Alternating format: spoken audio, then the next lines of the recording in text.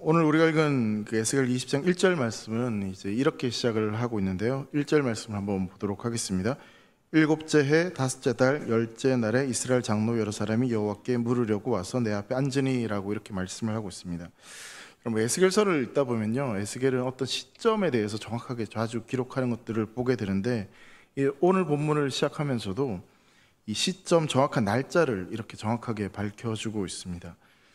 에스겔에서 왜 이렇게 이제 날짜를 정확하게 이렇게 자주 반복해서 이야기를 하는가 하면, 여러분 에스겔을 읽다 보면 환상이 자주 등장을 합니다. 반복해서 여러 가지 환상들이 등장을 하게 되는데, 이 환상이라고 하는 것이 듣는 사람에 따라서는 좀 허무맹랑하게 황당하게 들려질 수가 있습니다.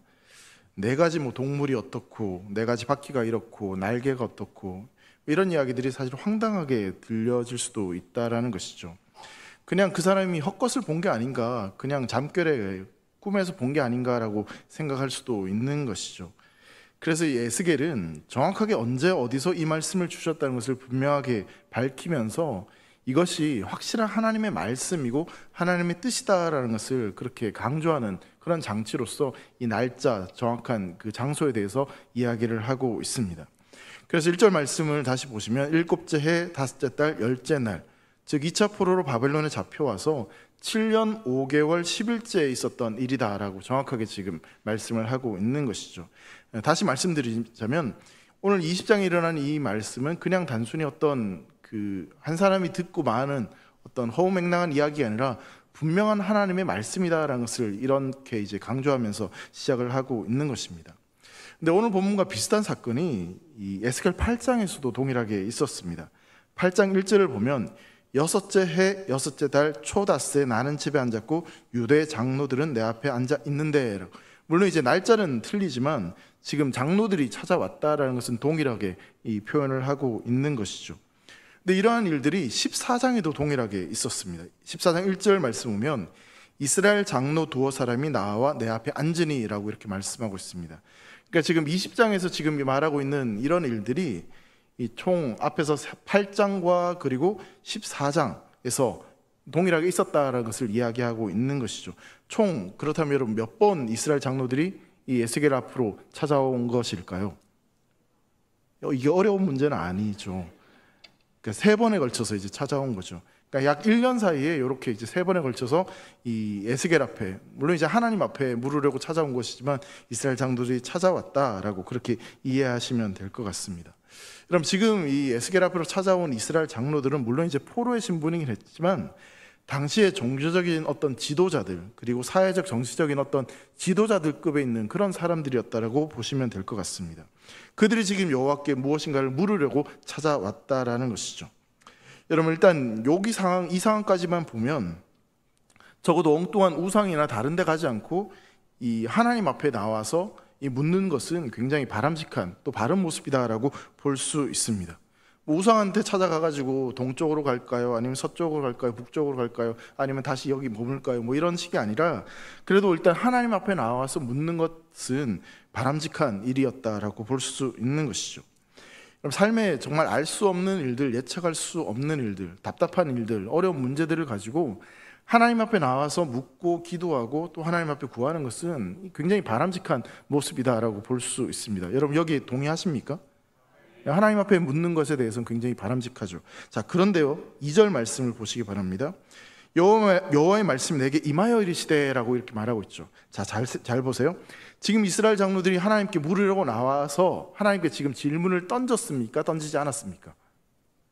질문을 던지지 않았어요. 질문을 하지도 않았는데, 근데 2절 말씀 보면 여호와의 말씀이 내게 임하여 이르시되 이렇게 표현을 하고 있죠.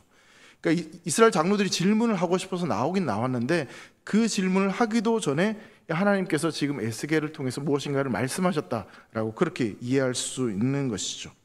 아직 묻지도 않았는데, 여러분 만약에 장로들이 어떤 질문을 하고 나서 그 다음에 여호와의 말씀이 내게 임하여 이르시되라고 한다면 그건 굉장히 좀 자연스러운 흐름이라고 볼 수 있습니다. 근데 여기 말씀을 보면 아직 묻지도 않았는데 하나님이 먼저 이들에게 말씀을 하셨다라는 것입니다. 여러분 하나님께 묻고 싶은 것이 있어서 이스라엘 장로들이 지금 나와왔는데 그들이 나아오는 것을 보고 하나님이 먼저 말씀하시는 겁니다. 뭔가 하나님이 굉장히 급하시거나 아니면 뭔가 정말 하고 싶었던 말씀이 있으셨다라고 볼 수 있는 것이죠. 여러분, 표면적으로 보면 하나님의 뜻을 묻기 위해서 나오는 이런 모습은 굉장히 경건한 모습이다라고 볼 수 있습니다. 그런데 여러분, 하나님께서 그 이후에 하시는 말씀을 보면 하나님이 지금 굉장히 화가 나셔서 이들이 물을 새도 없이 너의 말을 듣지 않겠다라고 하시면서 하나님께서 먼저 이들이 말하기도 전에 말씀하신다라는 것을 볼 수 있습니다. 3절 말씀에 그래서 여호와께서 이렇게 말씀을 하고 계십니다. 인자야, 이스라엘 장로들에게 말하여 이르라. 주 여호와께서 이렇게 말씀하셨느니라. 너희가 내게 물으려고 왔느냐? 내가 나의 목숨을 걸고 맹세하거니와 너희가 내게 묻기를 내가 용납하지 아니하리라. 그러니까 너희가 질문하는 것을 내가 용납하지 않겠다. 그러면서 이것이 바로 주 여호와의 말씀이니라 라고 이야기하고 있는 것이죠. 여러분, 성경을 보면 하나님께서 이스라엘 백성들의 질문에 대해서 응답하시지 않는 경우들이 종종 있습니다. 하지만 이렇게 질문하는 것조차 막으시면서 내가 너희 질문에 응답하지 않겠다라고 하는 그런 일은 사실은 흔치 않는 그런 일입니다. 하나님은 그들이 묻는 것조차도 지금 용납하지 않겠다라고 말씀하십니다. 그러면서 단순하게 어떤 그 질문을 거절하는 것이 아니라 내가 나의 목숨을 두고 맹세하건대 용납하지 않을 거야. 너희가 질문하는 거 용납하지 않을 거야. 용서하지 않을 거야. 지금 그렇게 말씀을 하고 있는 것이죠. 그러니까 하나님의 어떤 큰 그 분노, 진노를 우리가 여기서 발견할 수 있는 것입니다. 이런 본문에서는 이스라엘 장로들이 이 에스겔과 하나님 앞에 무엇을 질문하고 싶어서 무엇이 궁금해서 나온 건지에 대해서 정확하게 밝히고 있지는 않습니다. 하지만 이 에스겔 말씀을 우리가 전체적으로 좀 묵상해 보면, 또 앞에 있었던 에스겔의 여러 가지 말씀들을 정황을 살펴보면 이스라엘 장로들이 이 무엇을 묻고 싶어서 질문하고 싶어서 나온 것인지를 발견할 수 있습니다. 여러분, 에스겔이 선지자로 부름을 받고 난 뒤 약 2년 동안 예루살렘의 멸망을 예언했습니다. 처음 1년간은 이 예루살렘을 대적하시는 이 하나님의 모습을 연기하기도 했고, 이스라엘과 유다의 죄를 짊어지고 이 포로로 음식 먹는 그런 모습을 보여주었습니다. 그리고 유다의 장로들이 에스겔을 찾아왔을 때는 예루살렘의 실상과 그 멸망에 관련된 환상을 보고 포로 사회에서 이 너희가 망할 것이다, 예루살렘이 멸망할 것이다 라는 그런 이야기를 했습니다. 그러니까 에스겔이 그동안 쭉 이야기했던 내용들을 살펴보면 당장 예루살렘이 멸망해도 할 말이 없을 만큼 굉장히 충격적인 그런 이야기를 계속 끊임없이 에스겔이 선포를 했던 것이죠. 그로부터 지금 한 1년여의 시간이 좀 흐르는 시점에서 이 장로들이 궁금했을 것입니다. 에스겔 선지자가 분명히 예루살렘이 망할 것이다라고 그렇게 예언을 했는데, 근데 1년이 지나도 그래도 포로로 잡혀오긴 했지만 예루살렘 성이 완전히 무너지지 않은 걸로 봐서는 혹시나 하나님의 계획이 좀 바뀐 것은 아닌지, 예루살렘이 아직 망하지 않은 걸로 봐서 다시 회복할 수 있는 것은 아닌지, 여기에 대해서 이제 궁금증을 가질 수 있었을 것이다 라고 생각해 볼 수 있는 거죠. 하지만 이들이 진짜 궁금했던 건 뭐냐면, 우리가 지금 포로로 잡혀왔는데 도대체 언제쯤 예루살렘으로 돌아갈 수 있을 것인지, 언제쯤 우리가 다시 회복할 수 있을 것인지에 대한 거기에 대한 궁금증이 있어서, 우리가 언제 포로된 신분을 벗어날 수 있을 것인지 거기에 대한 궁금증이 아마 이들에게는 가장 컸을 것입니다. 자, 그런데 오늘 말씀을 보면 장로들이 묻기도 전에 하나님께서 화를 내십니다. 이 말은 뭐냐면 장로들이 지금 물으려고 하는 그것이 하나님 보시기에 마땅하지 않다라는 것입니다.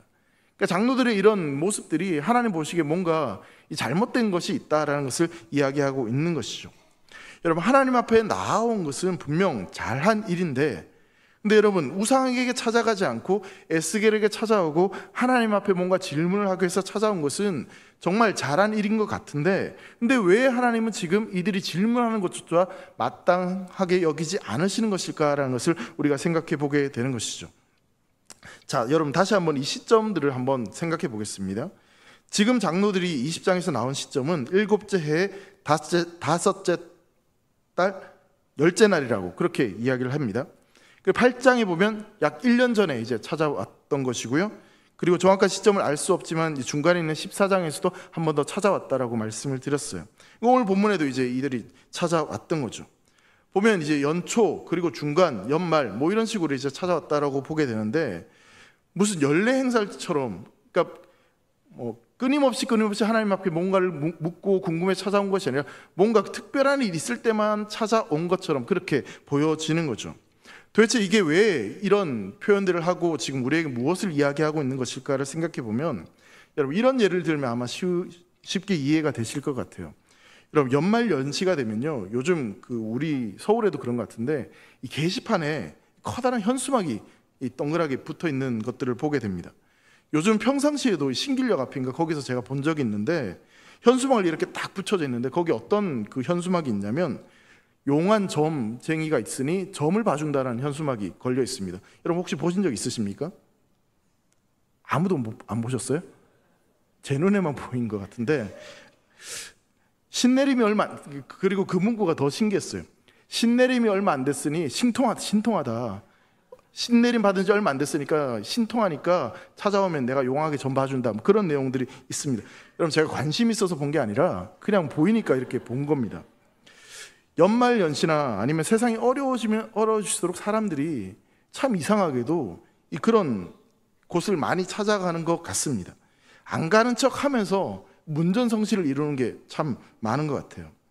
여러분 우리나라 사람 중에 미신을 따르는 사람들은 이 연말이나 연초가 되면 자신의 운수를 알아보기 위해서 점집을 찾아가거나 무당을 찾는 경우들이 종종 있습니다.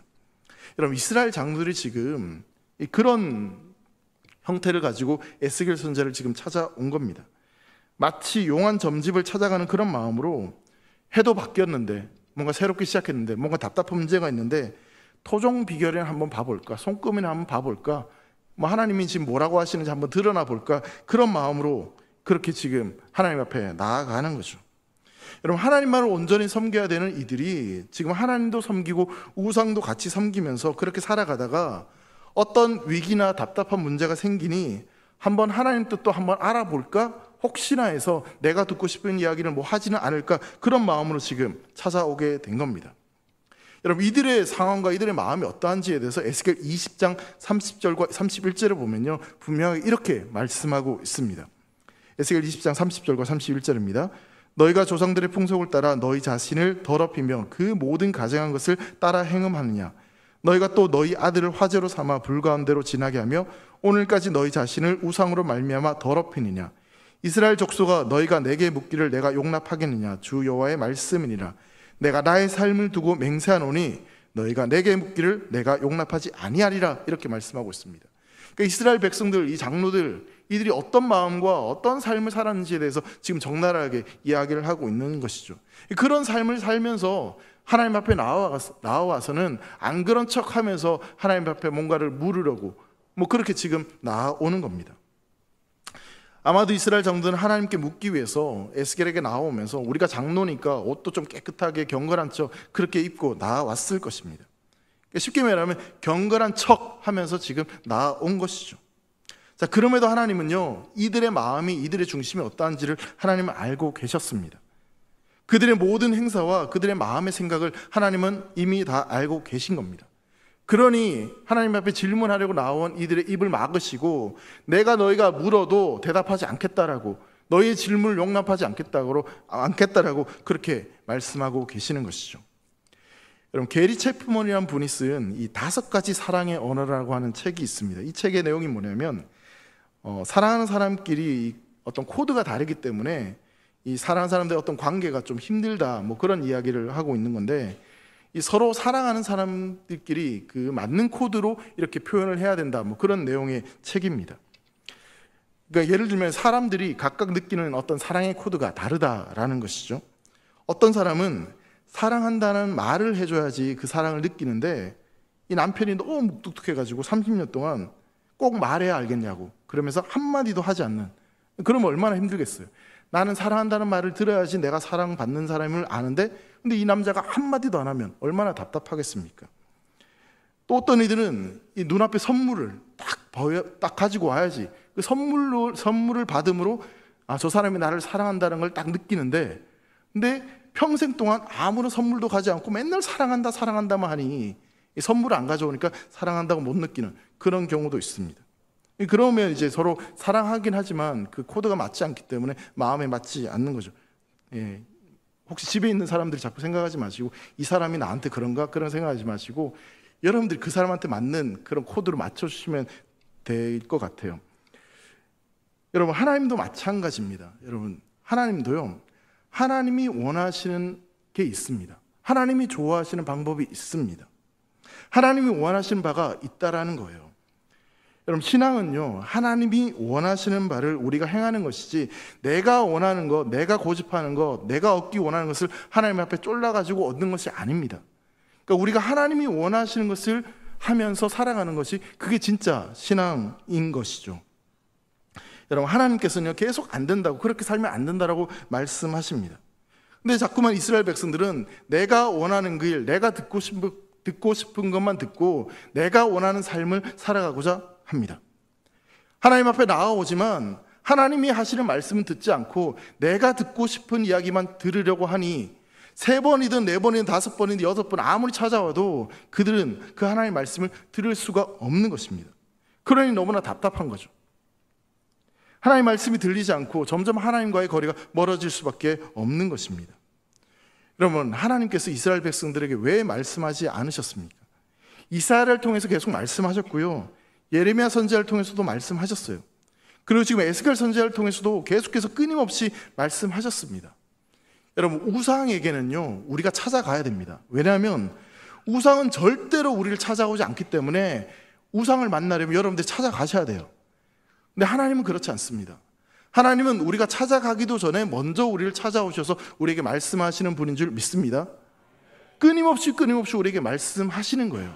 근데 내가 듣고 싶은 것만 자꾸만 들으려고 하니까 하나님 말씀하시지 않는다라고 생각하고, 하나님 앞에 나와왔지만 내 기도에 응답하시지 않는다라고 그렇게 생각을 하는 것이죠. 여러분, 이걸 우리에게 좀 적용해보면 어떤 것이 되겠습니까? 바로 예배입니다. 우리가 예배를 드리러 나아오는데 정말 이 예배를 통해서 하나님과의 진실된 만남, 하나님이 주시는 그런 정말 말씀을 사모하며 나아오는 것인지, 아니면 내가 일주일에 한번 교회 한번 나가볼까, 그래서 교회 한번 나가봐야지, 그래서 옷 잘 차려입고 좋은 사람들 만나고 그래서 기도하면서 한번 복을 빌고, 그런 마음으로 하나님 앞에 나온다면 하나님은 그 기도와 그 나아오는 모습에 대해서 원치 않으신다라고 말씀을 하고 있는 것이죠. 하나님 앞에 정말 내가 죄 지은 것들 회개하는 마음으로, 통회하는 마음으로 나아오는 것이 아니라 내가 얻고 싶은 것을 얻기 위해서 그렇게 하나님 앞에 나아오는 것이라면, 그런 발걸음과 그런 모습에 하나님께서는 말씀하시지 않겠다라고, 너의 질문에 대해서 듣지 않겠다라고, 그렇게 나아오는 걸 원치 않으신다라고 말씀을 하고 있는 겁니다. 오늘 말씀 그대로 표현하자면요, 그런 마음으로 나올 거면 나오지 말라는 거예요. 나올 필요 없다는 거예요. 듣고 싶지 않다는 거예요. 아무리 얘기를 해봐도 듣지 않겠다라고 그렇게 지금 말씀하시는 겁니다. 여러분, 하나님은요, 우리의 어떤 종교적인 열심을 채우는 그런 대상이 되고 싶은 것이 아닙니다. 하나님은 우리의 종교적인 어떤 가식, 우리 위선을 채우고 우리의 욕심을 채우기 위해서, 그래서 하나님 앞에 나아오는 것을 원치 않으신다라는 거예요. 그래서 여러분 3절 말씀 보면 하나님께서 뭐라고 다짐하시냐면, 나의 목숨을 걸고라도, 이렇게 말씀하세요. 그러니까 이 말의 원어가 어떤 말이냐면, 내가 살아있는 한 절대로 네가 말하는 것에 대해서 내가 응답하지 않겠다라고 말씀하시는 거예요. 여러분, 하나님은 죽음이란 것을 경험하실 수 있을까요, 없을까요? 그 말은 뭐냐면, 하나님은 절대로 내가 살아있는 한 내 눈에 흙이 들어가기 전 난 절대로 그런 마음으로 나오는 너희의 기도에, 너희의 질문에 반응하지 않겠다라고 그렇게 지금 말씀하고 있는 것입니다. 회개하지도 않고 돌이킬 마음도 전혀 없고 그 하나님의 말씀에 순종할 마음도 전혀 없이 마치 복채를 툭 던져주는 듯 그렇게 종교적인 행식을 가지고 그렇게 나오는, 그리고 그렇게 우상처럼 대할 때 그 모습에 대해서 하나님은 지금 이렇게 말씀을 하고 계시는 것이죠. 여러분, 지금 하나님께서는요, 이스라엘 장로들이 하나님 앞에 나아온 것 자체를 지금 말씀하시는 게 아니에요. 나아온 것은 좋다 이거예요. 근데 그 나아온 이들의 마음, 이들의 중심이 도대체 어디를 향하고 무엇을 구하고 있는 것인지, 거기에 대해서 지금 지적을 하고 있는 것입니다. 이 말이 굉장히 우리에게 두려운 말씀으로 들려져야 됩니다. 하나님께서 우리가 하나님 앞에 나아온 것에 대해서 뭐라 하는 게 아니라 이 자리에 앉아있는 우리의 중심이, 우리의 마음이 어떠한지에 대해서 지금 말씀하고 계시는 거예요. 나오는 건 좋다 이거예요. 근데 그 뭘 가지고 어떤 마음을 가지고 나아오는 건지에 대해서 우리에게 말씀하고 계시는 것이죠. 그런데 여러분, 제가 말씀을 묵상하면서 굉장히 좀 마음에 찔리고 충격적인 말씀이 있었어요. 지금 여러분, 하나님 앞에 찾아 나온 자들이 누구입니까? 이스라엘 백성들이라고 표현하는 것도 아니고 무리라고 표현하는 것도 아니고 이스라엘 장로들이라고 표현합니다. 앞서 말씀드린 대로 이스라엘 백성들의 지도자들, 그리고 말씀을 안다라고, 하나님을 안다라고 말하는 사람들, 그들이 하나님 앞에 찾아 나왔어요. 이게 무슨 말입니까? 내가 다 알아. 하나님이 어떠한 분이신지 다 알아. 여러분, 오늘날로 말하자면요, 교회를 오래 다니면 다닐수록 어쩌면 목회자인 저에게 하나님께서 하시는 말씀이다라는 생각이 들었어요. 굉장히 두렵고 떨리는 마음으로 이 말씀을 보게 되는 거죠. 여러분, 정말 내가 하나님 앞에 나아오는 것이, 매 순간순간 하나님 앞에 나와 예배하는 그 자리가 하나님을 향한 간절함과 사모함으로 나아오는 것인지, 아니면 그냥 형식적으로 나아오니까, 나아가야 되니까 그래서 나오는 것은 아닌지, 우리의 마음과 우리의 자세를 우리가 좀 생각해 보기를 간절히 소망합니다. 여러분, 하나님은요, 자격 없는 우리를 부르시고 우리에게 말씀하기를 원하십니다. 근데 그런 하나님께서 너희의 말에, 너희의 질문에 응답하시지 않겠다라고 하는 것은요, 하나님이 얼마나 아프신지, 얼마나 안타까우신지 그 마음을 지금 우리에게 보여주고 있는 것입니다. 사랑하는 성도 여러분, 우리가 주님 앞에 나올 때 정말 주님이 원하시는 마음, 정결한 마음을 가지고 나올 수 있는 사랑하는 되기를 모든 성도들 되시기를 주의 이름으로 축복합니다. 성령께서 우리의 마음을 깨끗게 하여 주시고, 그래서 정말 하나님이 원하시는 마음으로 나아갈 때, 그때 우리에게 주께서 우리에게 필요한 말씀들을, 은혜를 허락하여 줄 줄 믿습니다. 여러분, 계속해서 4절 말씀을 보시면요, 내가 반드시 그들을 심판하겠다라는 하나님의 확실한 의지에 대해서 밝혀주고 있습니다. 4절 말씀입니다. 인자야, 내가 그들을 심판하려느냐, 내가 그들을 심판하려느냐, 너는 그들에게 그들의 조상들의 가증한 일을 알게 하여 라고 말씀합니다. 여기 보시면 내가 반드시 그들을 심판하겠다는 말이 2번에 걸쳐서 반복되고 있습니다. 여러분, 성경에서 반복이란 것은요, 강조하는 겁니다. 그만큼 확실하게 심판하겠다라는 거죠. 자, 그러면서 그 뒤에 이어지는 말씀이 뭐냐면, 그들 조상의 혐오스러운 일들을 내가 알리겠다라고 그렇게 말하고 있습니다. 그래서 단순히 심판하겠다라고 말씀을 하시면서 그 뒤에 이어지는 말씀이 너희 조상들의 혐오스러운 일들을 그렇게 지금 알려준다라고 이야기하고 있는 거죠. 그래서 이 말씀이 사실 이해하기가 조금 쉽지는 않습니다.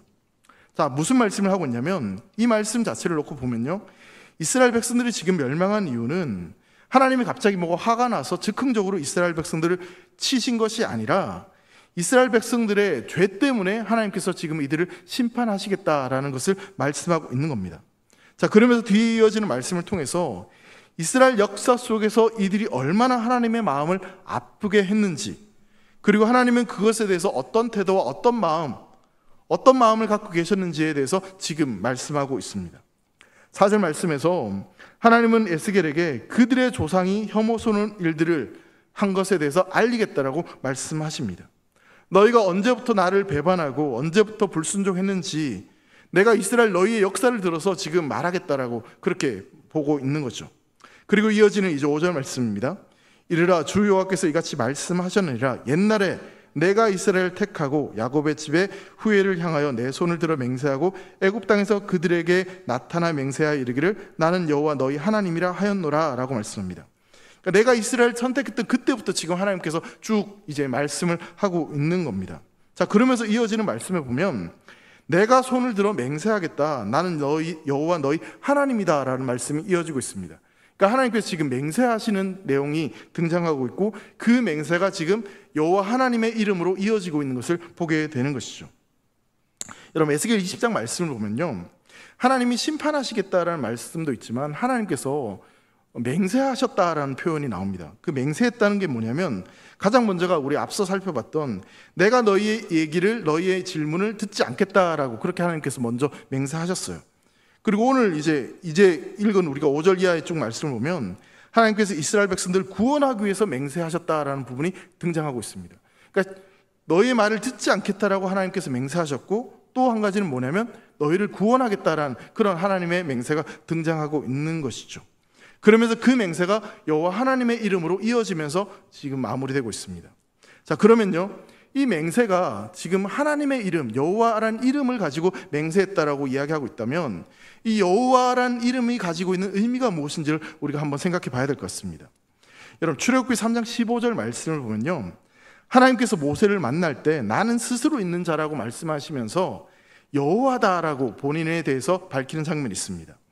하나님이 또 모세에게 이르시되 너는 이스라엘 자손에게 이같이 이르기를 너희 조상의 하나님 여호와 곧 아브라함의 하나님 이삭의 하나님 야곱의 하나님께서 나를 너에게 보내셨다 하라. 이는 나의 영원한 이름이요 대대로 기억할 나의 칭혼이라 라고 말씀하고 있는데요, 여기 14절과 15절 말씀을 보면 여호와라는 이름에 대해서 하나님께서 자신의 이름을 밝히고 있습니다. 근데 이 여호와라는 이름의 뜻이 뭐냐면, 의미가 뭐냐면 택한 백성을 향해서 신실하게 언약을 이루신다는 의미를 포함하고 있습니다.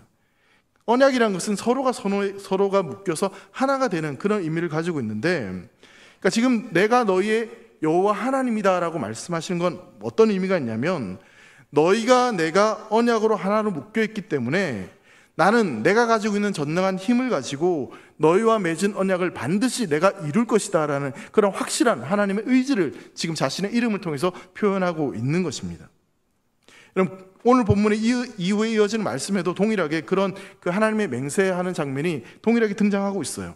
6절 말씀을 보시면 그날에 내가 내 손을 들어 그들에게 맹세하기를 애굽 땅에서 인도하여 내어 그들을 위하여 찾아두었던 땅 곧 젖과 꿀이 흐르는 땅이요 모든 땅 중에 아름다운 곳에 이르게 하리라 하고, 여러분 여기에서 무슨 말씀을 하고 있냐면, 왜 이스라엘 백성들이 애굽 땅에서 출애굽을 해서 가나안 땅에 들어가고 그 땅에서 살게 되었는지에 대해서 말씀을 하는데, 그게 뭐냐면 하나님이 자신의 이름을 걸고 맹세했기 때문에 그래서 이스라엘 백성들이 약속의 땅으로 들어갈 수 있었다라는 것을 이야기하고 있는 겁니다. 여러분, 하나님이 맹세하셨어요. 애굽 땅에서 인도하여 약속의 땅으로 인도하시겠다라고. 그래서 그 맹세하신 대로 하나님께서 그 일을 이루셨다라고 말씀하고 있는 것이죠. 하나님이 맹세하신 땅이 어떤 땅입니까? 내가 너희를 위해서 옛적부터 마련한 땅이고 젖과 꿀이 흐르는 땅이고 모든 땅 중에서 가장 아름다운 땅이다라고 그렇게 말씀하십니다. 그러니까 하나님 맹세하신 땅이 바로 그런 땅이다라고 이야기하고 있는 거예요. 여러분, 여기서 한 가지 좀 살펴보고 싶은 표현이 뭐냐면, 모든 땅 중에 가장 아름다운 땅이다라는 표현이 나오는데, 여러분 제가 이 말에 대해서 곰곰이 좀 생각을 해봤어요. 왜냐하면 제가 성지순례를 이스라엘로 갔다 왔는데, 제가 성지순례를 이스라엘을 다니면서 느꼈던 마음이 뭐냐면, 참 우리나라가 살기 좋은 땅이다라는 생각이 들었어요. 이스라엘은 가도 광야고 흑먼지가 날리고, 물론 이제 숲이 있고 물이 흐르긴 하지만 그래도 우리나라가 정말 좋은 땅이다라는 생각이 들었거든요. 근데 지금 성경은 뭐라고 이야기하냐면 그 땅이 가장 아름다운 땅이다라고 그렇게 하나님께서 말씀하십니다. 그럼 왜 그 땅이 가장 아름다운 땅일까요? 왜 이스라엘 백성들에게 하나님 맹세하신 그 땅이 이들에게 가장 아름다운 땅이 될 수 있겠습니까? 여러분, 그것은요, 하나님이 그들과 함께 하시기 때문입니다. 그 땅이 진짜 눈에 보기 좋은 땅인 것도 맞지만 하나님이 그들과 함께 하실 것이기 때문에 그 땅이 가장 좋은 땅이다라고 말씀하고 있는 거예요. 여러분, 요즘 인터넷에 보면 맛집이라고 소개되는 집들이 꽤 많이 있습니다. 여행지를 가도 이 검색만 해보면 맛집이라고 하는 집을 찾아서 갈 수 있어요. 그래서 실제로 맛집을 이렇게 찾아가면 길이 길다랗게 느려져 있고, 그리고 그곳에 음식을 먹으면 맛은 있어요. 근데 곰곰이 생각해 보세요. 그렇게 맛있는 밥을 먹고 긴 줄을 기다렸다가 이렇게 먹었는데 정말 꼴도 보긴 싫은 사람과 합석을 하게 되고 그 사람과 대판 싸우게 됐어요. 어떤 그 집의 밥이 맛있을까요? 맛이 없을까요? 밥맛 떨어지죠. 죄송하지만. 그러면 이제 그 집은 그 사람에게 맛집일까요? 맛집이 아닐까요? 맛집이 아닙니다. 안 좋은 기억만 남게 되는 거죠. 여러분, 가장 아름다운 땅이라는 건요, 하나님이 함께 하시기 때문에 그 땅이 가장 아름다운 땅이 될 수 있는 겁니다. 그 땅을 하나님이 맹세하셨어요. 그러니까 이스라엘 백성들과 하나님이 함께 하시겠다라고 그렇게 맹세하셨고 그 맹세를 그대로 이루셨습니다. 간절히 소망하기는 여러분들 삶의 자리에, 여러분들이 먹는 식탁의 자리에 그렇게 하나님이 함께 하셔서 가장 아름다운 복된 땅과 식탁이 되기를 주의 이름으로 축복합니다. 여러분, 하나님께서 이스라엘 백성들에게 약속하신 맹세를 따라 주신 땅은요, 정말 젖과 꿀이 흐르는 땅이고 하나님이 함께 하심으로 가장 아름다운 땅이 맞습니다. 자, 그런데 여러분 8절 말씀을 보세요. 그럼에도 불구하고, 그런 땅을 하나님이 맹세하셔서 주셨음에도 불구하고, 자격 없는 그들에게 주셨음에도 불구하고 그 땅에 들어갔던 그들이 자기의 눈에 드는 가증스러운 우상들을 던져버리지 않고 애굽의 우상들을 버리지 않고 여전히 우상을 섬기면서 가나안 문화에 동화되어서 악한 짓을 저질렀던 그런 모습들에 대해서 적나라하게 지금 표현을 하고 있는 것이죠. 여러분, 이스라엘 백성들이 그런 마음을 가지고 살아왔던 거예요. 그리고 포로로 잡혀왔음에도 똑같이 그런 모습을 가지고 지금 하나님 앞에 나아오는 겁니다. 여러분, 그러면요, 매를 맞아도 싼 거 아닙니까? 망해도 싸죠? 왜 대답을 안 하세요? 아니, 망해도 싼 거 아니에요? 아니, 자격 없음에도 불구하고 출애굽을 하게 하셨고, 자격 없는 그들과 함께 하셔서 그 약속의 땅, 젖과 꿀이 흐르는 땅을 살게 하셨잖아요. 그럼 그 땅에서 정말 하나님만을 섬기고 살아야 되는 거 아닙니까? 그만큼 은혜 받았으면 은혜 받은 대로 살아야죠. 근데 그 은혜를 받았는데 더 가증한 일들을 저지르고 우상을 섬기고 그 은혜를 가지고 오히려 하나님을 저버리는 그런 일들을 저질렀잖아요. 망해도 싸죠. 죄송합니다. 근데 여러분, 9절 말씀을 보세요. 9절 말씀에 놀라운 말씀이 등장합니다. 9절 말씀 한번 같이 읽겠습니다. 시작.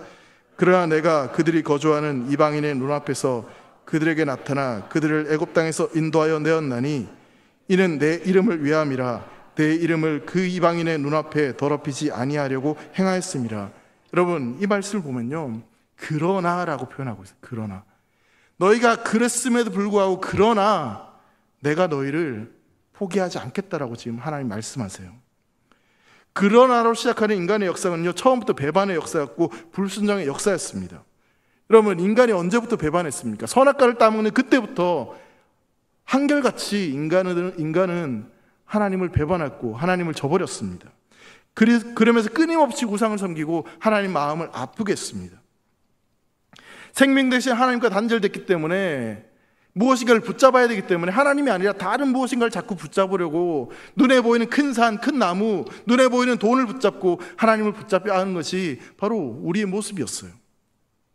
근데 그런 인생들을 하나님께서 택하셔서요, 불쌍히 여기셔서 끊임없이 부르셔요. 지금 포로로 잡혀와도 전혀 정신 차리지 못하는 이스라엘 백성들을 그러나 포기하지 않겠다라고 말씀하세요. 그리고 무엇을 두고 맹세하시냐면요, 여호와 자신의 이름을 두고 맹세하신다고 말씀하십니다. 내 이름을 두고 내가 너희를 포기하지 않겠다라고 말씀하고 계시는 거예요. 여러분, 이스라엘이 출애굽을 하고 이렇게 구원을 얻을 수 있었던 이유는요, 그들 자신에 있었던 어떤 특별한 이유 때문이 아니었습니다. 그들이 잘나서 뭔가 열심히 해서 그래서 그들이 구원받을 수 있었던 게 아니에요. 여러분, 20장 말씀을 계속해서 읽어보면요, 이런 패턴이 끊임없이 반복하는데, 여러분 10절 이후부터의 말씀을 보면요, 출애굽 이후에 광야에서도 이스라엘 백성은 똑같았어요. 그렇게 10가지 재앙으로 홍해를 가르는 기적을 통해서 이스라엘 백성들을 출애굽하게 하셨음에도 불구하고 그 광야에서 이스라엘 백성들은 우상을 섬기고 원망하고 불편했어요. 그것뿐만이 아니에요. 광야를 지나서 그렇게 약속의 땅 가나안 땅으로 들어갔어요. 그 땅에 들어갔더니 그러면 거기서는 좀 제대로 살아야 되는데 그 땅에서도 여전히 가나안에 좋아 보이는 우상들을 섬기고 하나님을 떠나서 그들 마음대로 그렇게 살았습니다. 심지어는요, 포로로 잡혀와서도 지금 그런 가증한 모습으로 살고 있는 거예요. 그런 이스라엘 백성들을 하나님께서 지금 포기하지 않는 것을 지금 우리에게 말씀하고 있는 거예요. 이스라엘 백성들에게 전혀 선한 것이 없습니다. 뭔가 눈을 씻고 봐도 그들에게 뭔가 좋아 보이는 게 전혀 보이지 않아요. 그런데 하나님은요, 그 이스라엘 백성들을 포기하지 않으시고 그러나 내가 너희를 다시 불러서 포기하지 않겠다라고, 내 이름을 두고 맹세하겠다라고 말씀하고 있는 것입니다. 오직 하나님의 이름을 위한 하나님의 열심이 그들을 구원하는 것이죠. 여러분, 이스라엘 백성들이 망하지 않은 이유가 있다면요, 그것은 바로 하나님이 은혜로우시기 때문입니다. 하나님이 그들에게 당신의 이름을 걸고 맹세하셨기 때문에 그래서 이스라엘 백성들이 망하지 않은 거예요. 하나님께서는 그들의 죄악에도 불구하고 당신의 이름을 거룩하게 지키기 위해서 그들을 징계하시되 멸망시키지 않고 다시 구원의 은혜를 베풀어 주셨습니다. 하나님은 한번 맹세하시면요, 한번 약속하시면 절대로 그것을 어기지 않습니다. 우리는 그 약속을 잊어버리고 그 약속을 저버릴지 모르지만 하나님은요, 절대로 우리를 향한 그 약속을 저버리지 않고 반드시 그 약속을 이루어 가시는 분인 줄 여러분 믿으시기 바랍니다. 여러분, 그래서요, 우리에게 소망이 있는 겁니다. 내가 잘나서 특별해서 내가 뭔가 뛰어나서 소망이 있는 것이 아니라 나를 향한 하나님의 약속, 나를 향한 하나님의 그 사랑, 나를 포기하지 않으시는 그 하나님 때문에 우리 인생 가운데 소망이 있는 겁니다. 하나님 때문에 소망이 있는 거라고요. 돈 때문에 소망이 있는 것도 아니고요, 건강 때문에 소망이 있는 것도 아니고, 저 사람 때문에 소망이 있는 것도 아니고, 나를 향한 하나님의 약속, 그 약속이 여전히 살아있기 때문에, 그 약속을 이루시는 하나님이 나와 함께 하시기 때문에, 그래서 내 인생 가운데 소망이 있는 것입니다. 가증한 백성에게도 신실하신 하나님이 함께하고 계시기 때문에, 그들을 여전히 사랑하시기 때문에, 그래서 그 이스라엘 백성들에게도 소망이 있는 것입니다. 여러분, 하나님께서 이스라엘 백성들에게 지금 너희가 아무리 질문해도 내가 거기에 응답하지 않겠다는 그 말씀은 뭐냐면요, 지금 내가 너희를 심판할 거야 말씀하시면서 제발 돌이키라는 겁니다. 제발 너희의 마음을 정말 내가 원하는 마음으로 돌이키라는 겁니다.